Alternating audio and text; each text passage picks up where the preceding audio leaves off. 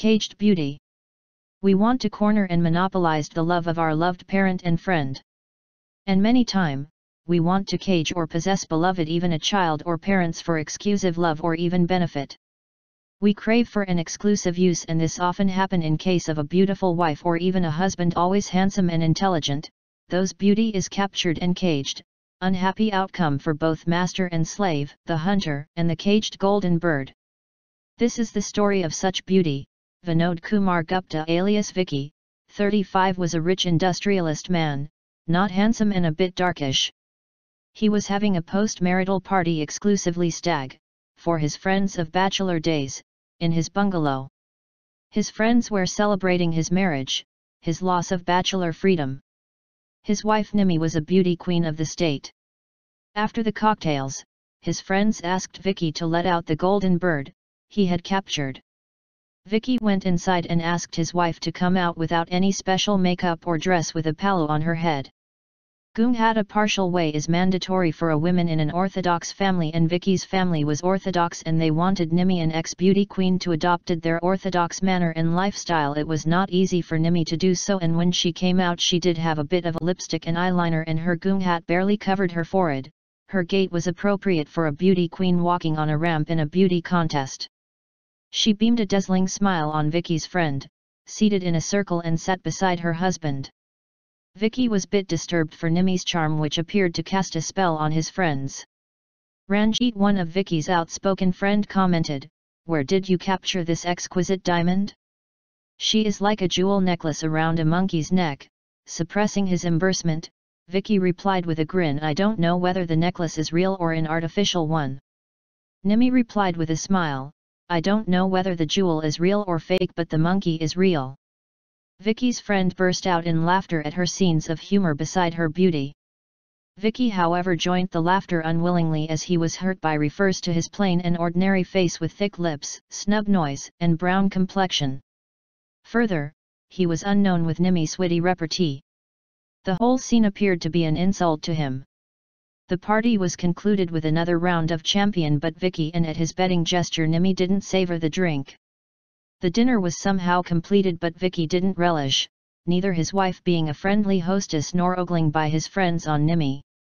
That night, he slept with a respectable separation from Nimi, whom he had criticized for her extra friendly and flirtatious behavior to his friends. He couldn't forget the jokes about the necklace and the monkey. He spent an hour, thinking that how to control and dominate his beauty queen wife, and she was equally perturbed about the jealous and possessive attitude of Vicky. Vicky had a large family of dozen brothers and sisters as well as uncles and aunties. Their family business was very prosperous, as in the last 10 years, they had very good money with new products, areas like share trading and speculation. But their orthodoxy was equally strong. The woman folk had leave their roles as wife and mother, breeding and upbringing children and caring for the joint family. But Vicky was keen lover of beauty, and he had bagged a beauty queen due to his riches and Nimi's middle-class status. He didn't demand any dowry, and thus Nimi came in their household, but she was a fish out of water and for the family a queer fish. After a couple of months, when he tried unsuccessfully to control and moderate the modern Nimi, a strategy grew in his mind and he began implemented it without the knowledge and suspicion of Nimi. In fact, his mother was a kind and gracious lady who was sympathetic and friendly with Nimi, but except her none were. His mother had borne 10 children in the span of her fertility and had given up her career, though she was a bright student. She became totally dedicated to motherhood and caring for children and the joint family. Vicky's elder sister, who was fertile and was jealous of Nimi's modern and free lifestyle, suggested a surefire strategy to him. It was to keep her continuously pregnant and confined to bearing children and rearing them through her life till she attained menopause and could bear a child no more. But then a woman is lose her charm of her body. Vicky didn't have to bother about being jealous, possessive, and controlling. This was the plan, to cage the beauty till it fades, and the cage was ongoing maternity. Their love life in and out of bed was happy, except for the sting of jealousy and his desire to confine her charm only to himself and not to other male.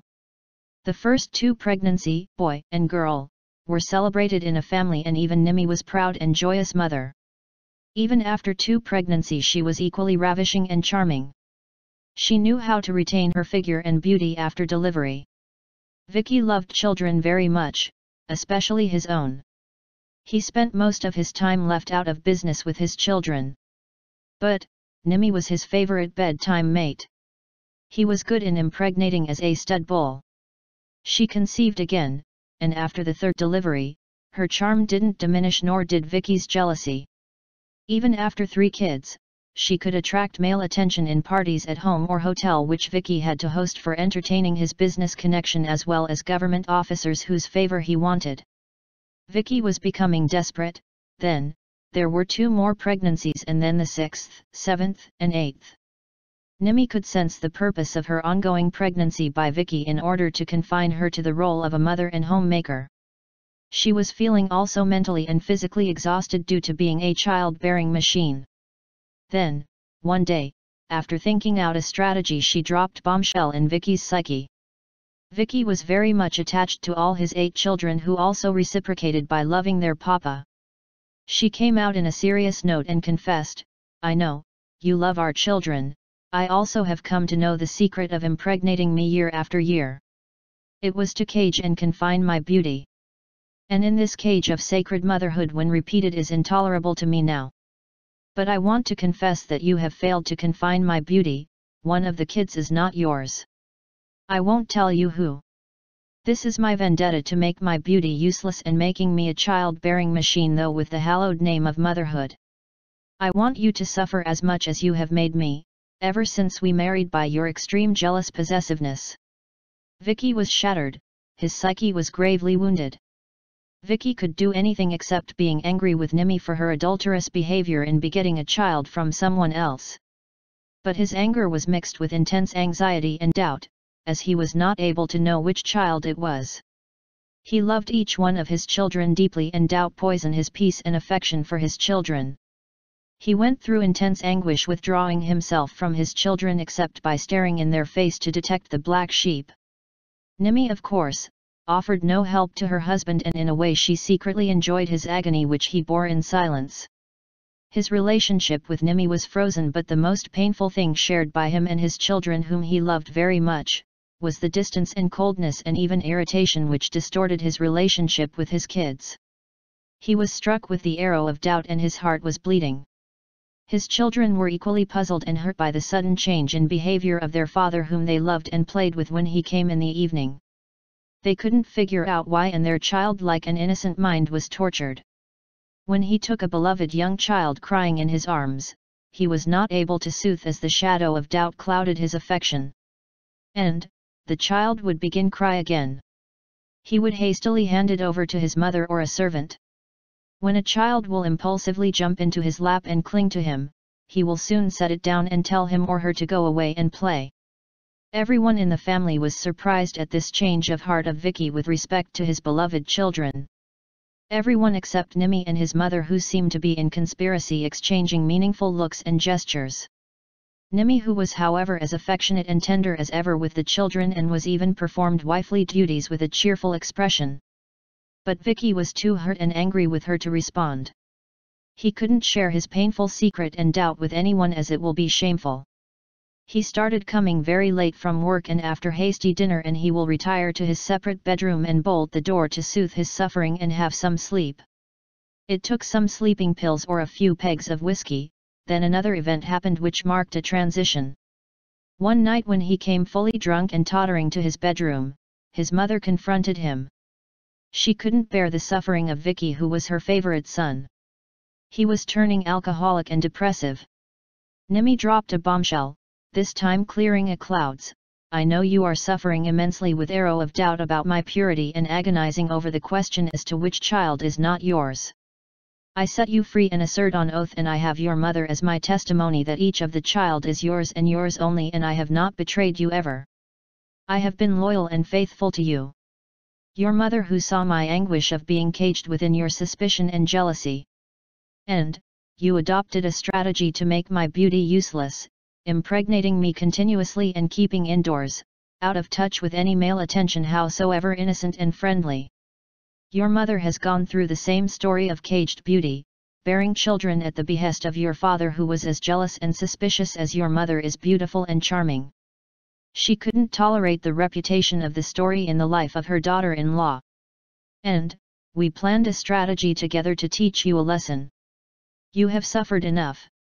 Vicky's mother added, affirming what Nimi had said, I know I love you as a favorite son, but I could see the suffering of Nimi as beauty in cage of continuous motherhood. I have gone through it and I know. But now you have suffered enough in this period of doubting your own children as to which one is not yours. Thus, we decided to explode this positive bombshell to disperse the clouds suffocating you. She took Vicky and Nimi in her arms and blessed them. I wish and pray for a free and happy bonding between you and Nimi without the monster of jealous and possessiveness. It was a night of celebration with his children, Nimi, his mother and other members of the family. Vicky of course was free from stranglehold, the sneak of suspicion and desire to cage of faithful wife Nimi. It was a relationship of interdependence like a duet and dance of equal partner.